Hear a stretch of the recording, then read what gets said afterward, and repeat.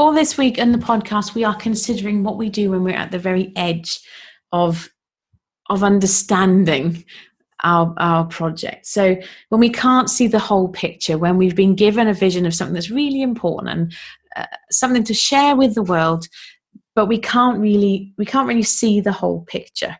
And there are a mixture of elements to this. There's the practical element that we touched on Monday.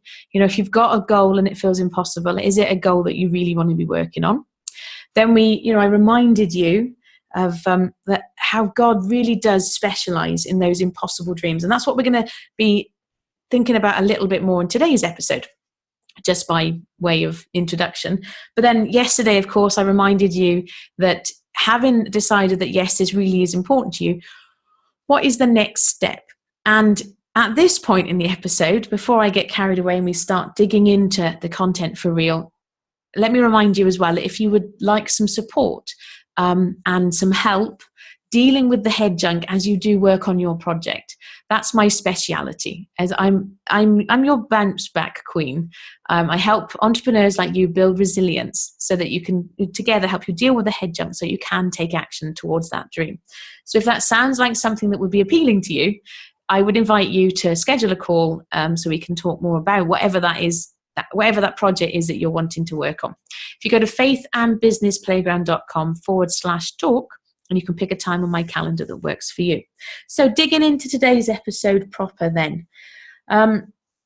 It might be that having decided that yes, this is important to you, having taken the next step, it's a very real possibility that you are right at the edge now of what you can do.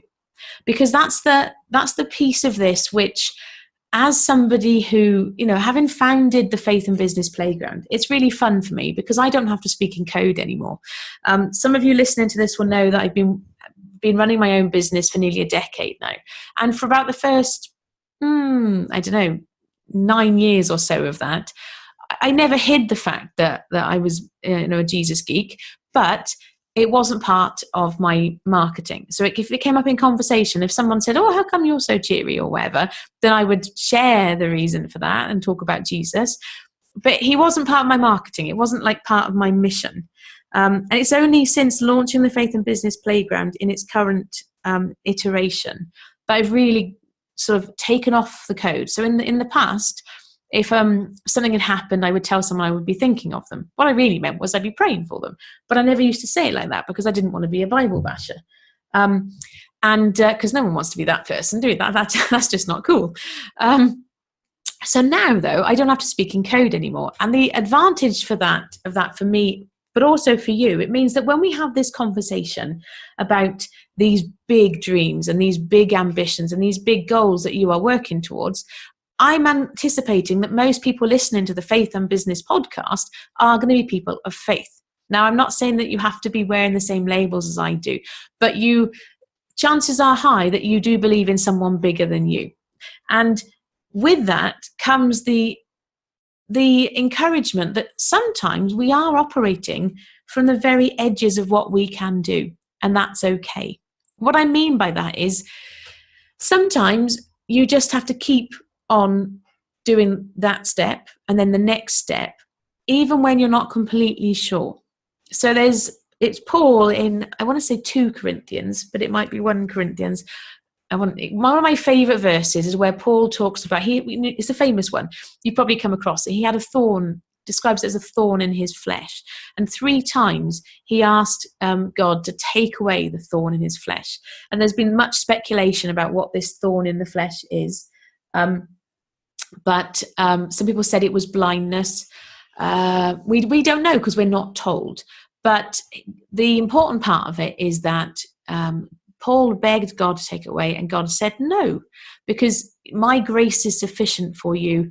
You have my strength when you are weak. Now, yes, Paul was the one who was being spoken to, but it's in the Bible. So if it's in the Bible, to my mind at least, that means there's stuff there for us to learn as well. And the message that I get every time I'm building something or working on something or experimenting with something that feels difficult or feels outside of, right at the very edges of what I can do, that's when I believe we are called to lean, really, really lean in and remember that God has got this. So if you've got to the point where you've followed all of the steps, you've identified that it's important, you know why it's important, you know what the next step is, but it's just still feeling hard, for want of a better word, it's still feeling difficult. Take this as your reminder to lean into God. God has got this. You are loved more than you can possibly know. If I had all the language in the world, I still wouldn't have enough words to be able to articulate just how loved and cared for you are by God. And He is interested in every single aspect of your life and your business.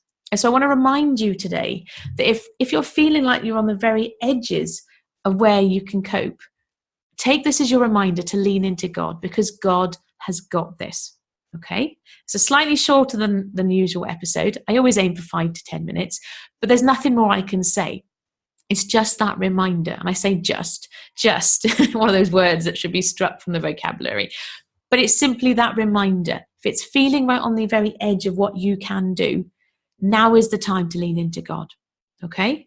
Excellent. I'll be back tomorrow. If you've got any questions, if you've got any comments, do please leave them Facebook or Instagram, or drop me an email, hello@eledwards.uk. In the meantime, as ever, thank you for listening. I look forward to catching up with you next time. Take care. Bye-bye.